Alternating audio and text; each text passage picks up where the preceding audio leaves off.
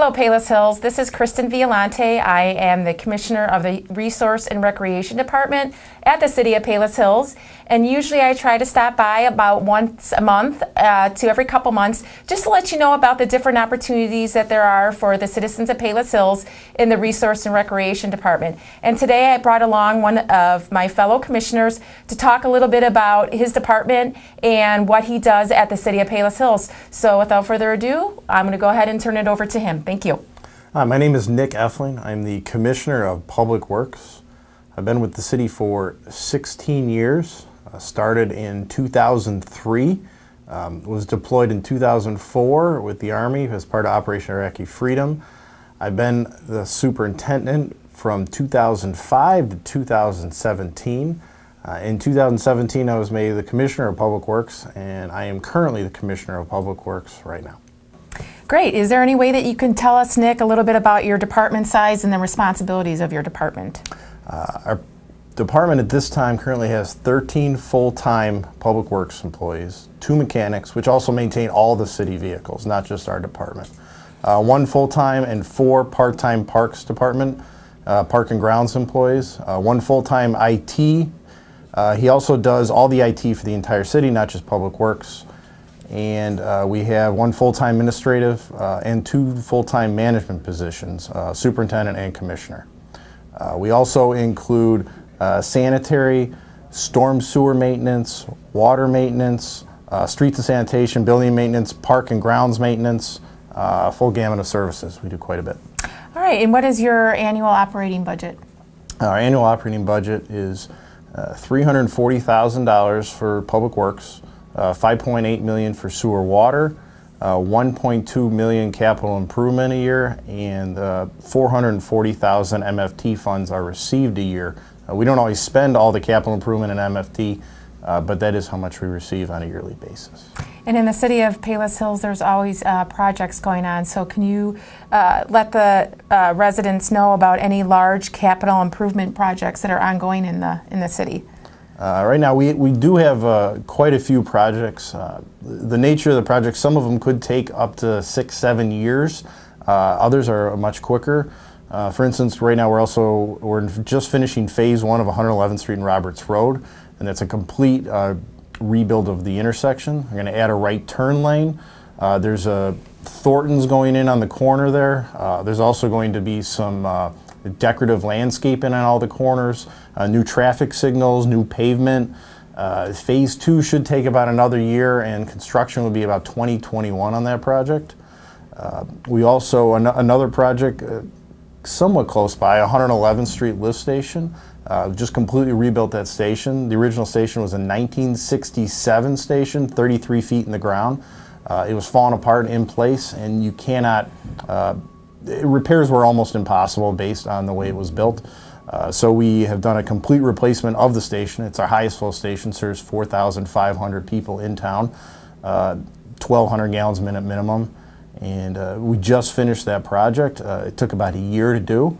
We're also working on a new Public Works building, an extension of the road to the Public Works building at 108th Street. There's also going to be a myriad of park improvements around the Public Works building, including a new yard as well. The whole entire area the city acquired in 2000, and we've been building on it, small things here and there, but now we're actually going to build a large 40,000 square foot facility. It'll serve a lot of purposes, not just Public Works. And then we do have some other projects. For instance, we're also doing streetlights. So we have ComEd grants that are covering 70% of the cost. It's a $130,000 project, but the city's only paying $40,000. We're putting all new LED heads in. Plus, we're going to have decreased costs for electricity on that project. The other project we're doing is Gerald R. Bennett Park, formerly Pleasure Lake. The signs still say Pleasure Lake, but it is Gerald R. Bennett Park. We've had that property for over 10 years. Originally just a rustic trail we built around the lake, but we got a OSLAC grant on it. It's a $250,000 outlay of money, so city's paying half, and IDNR's paying the other half. We are going to do construction on that project this summer. We have already started. We've done a bunch of the hardscape last year. There's a waterfall pavilion, benches, exercise stations, playground equipment. There's also some nature stuff with some pollinators. We're improving ADA accessibility over there, adding a parking lot, lighting, public bathroom, quite a bit of stuff, and it's going to go in conjunction with the Public Works building. It's going to be all within the same property. Another project we're just getting into is Phase 2 MWRD's stormwater project on Roberts Road. It's probably looking at about a 5-year plan on this. Right now, the cost is about $5.25 million. MWRD has agreed to engage in engineering on to start with the project. That's just in the infancy, but we are moving forward on it, and we have been approved by MWRD with grants on that as well. The final project is the regional water system.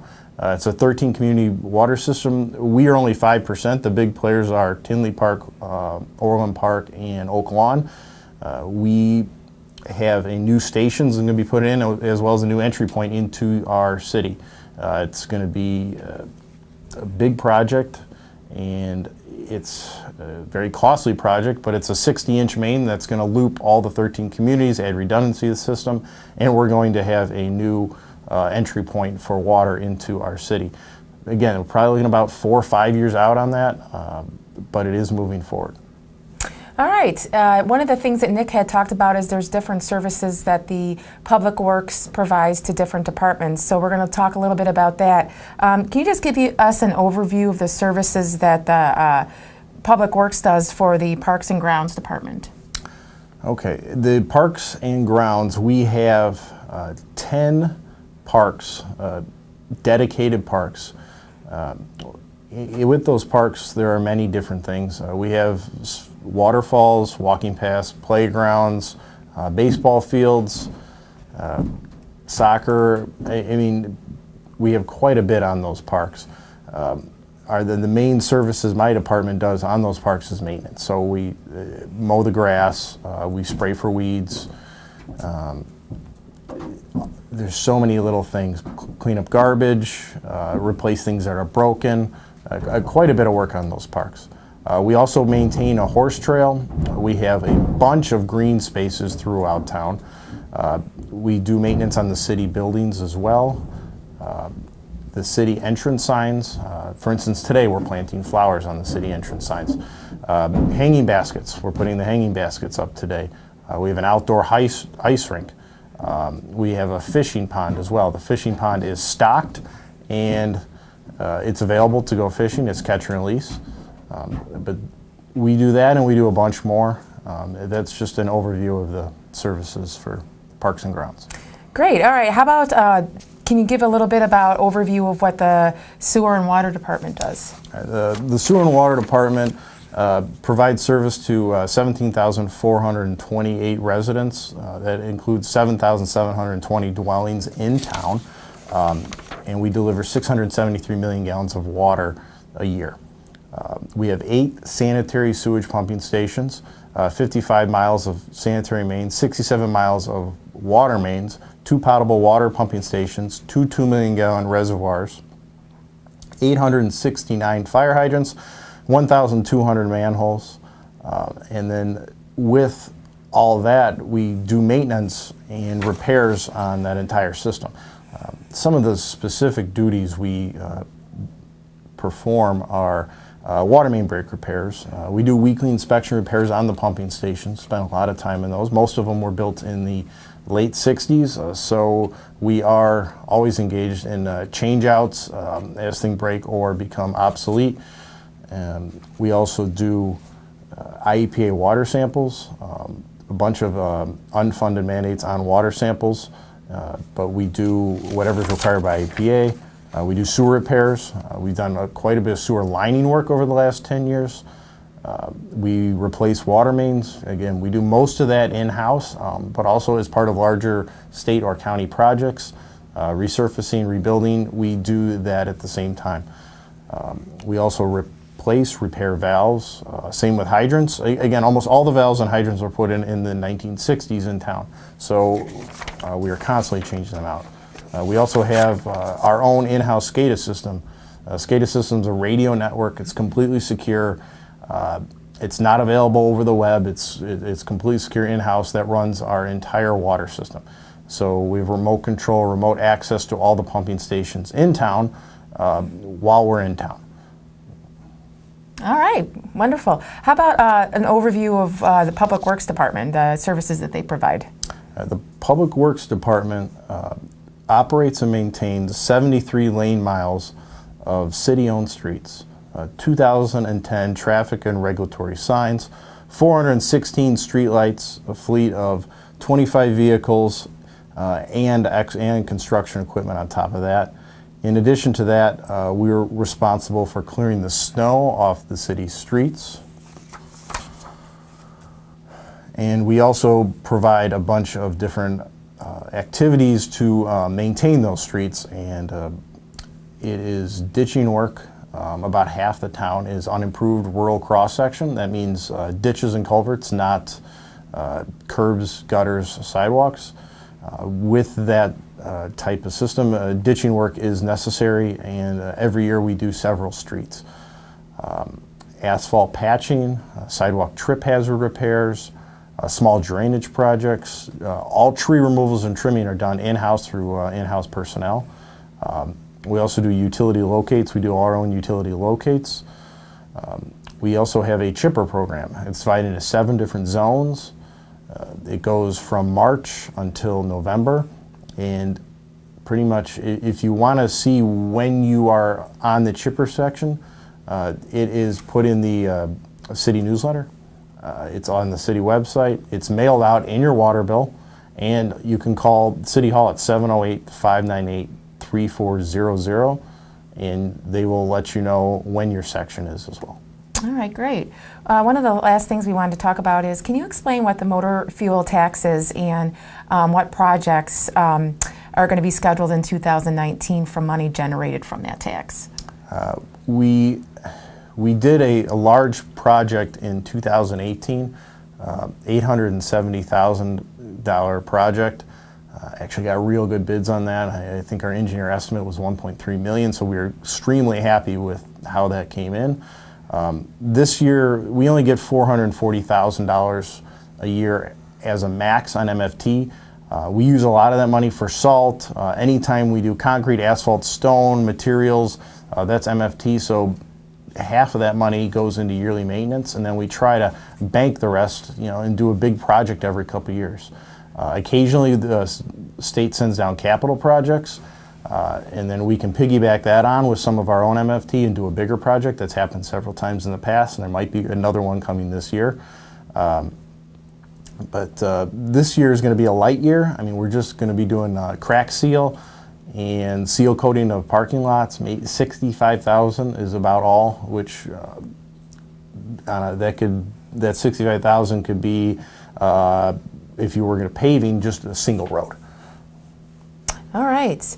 And how is it best for people to contact someone from Public Works Department? You can contact Public Works very simply at 708-598-3400. That is City Hall. You can ask to speak to me anytime you want, a public servant. And the other option is for after hours, especially water breaks or major flooding issues, tree falls down, things like that. 911 is the number to call, and then that would contact our on-call personnel, and we would take it from there. Do not be afraid to call 911 for after-hours emergencies. Even if it's water bubbling out of the ground, that is an emergency to us. So contact 911 after hours, let us know, and we'll fix the problem. Wonderful. Well, and also, usually the individuals from the Public Works Department are wearing the bright fluorescent yellow shirts or jackets. So when you go out throughout the city of Palos Hills, you can see them everywhere, and they do a really good job. So they are all under Nick. And so, like Nick said, if you have any questions, he encourages you to call the city. Thank you, Nick, for coming today. If you would like to see anybody else from our city come and speak, just let us know. You can either call myself at the Park and Rec Department, which is 708-430-4500, or you can call City Hall and that phone number is 708-598-3400. But we'd like to thank Nick. I think it's important for different departments from the city to come here and talk about different topics. We have talked, and Nick will probably be coming a couple times throughout the year, different seasons, to talk about things that you can expect for the next couple months. So thank you, Nick.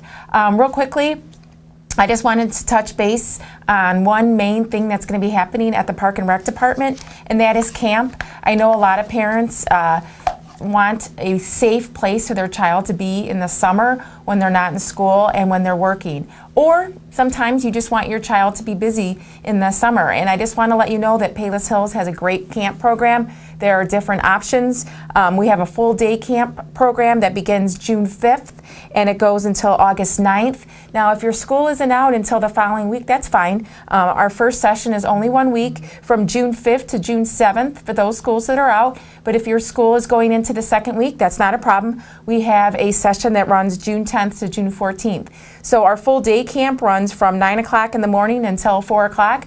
So if you're interested in that camp, it is open to residents and non-residents. We also have before care for those working parents. You can drop your kids off from 7:30 until 9 o'clock.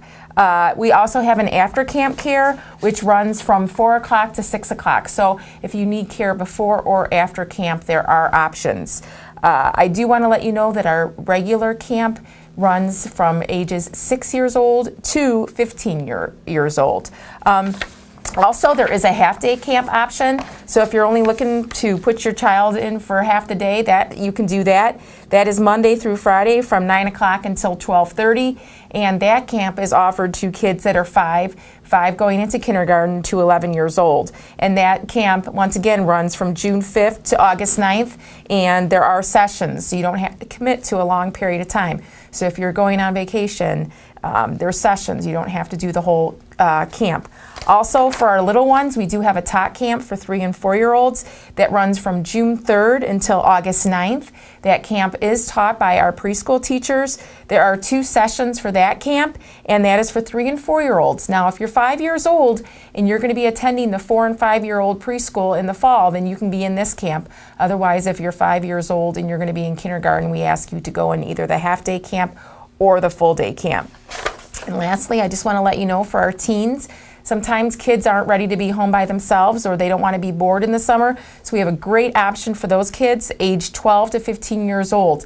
They go on really fun trips. They help with the other younger campers at the camp, but usually they kind of do things on their own. It's great. It's led by some great counselors. So that also runs from June 5th to August 9th. So if you have a child that's 12 to 15 and they want to have a fun time in the summer, then our Teen Explorers is definitely the camp for them. So once again, if you are interested in our day camps, please give us a call at 708-430-4500. And as always, we always welcome seniors and any other individuals living in Palos Hills that want to partake in park and recreation activities. And then look for me in June. I'll be talking about our annual Friendship Fest. So once again, on behalf of Nick Effeling and myself, thank you, and we look forward to seeing you again.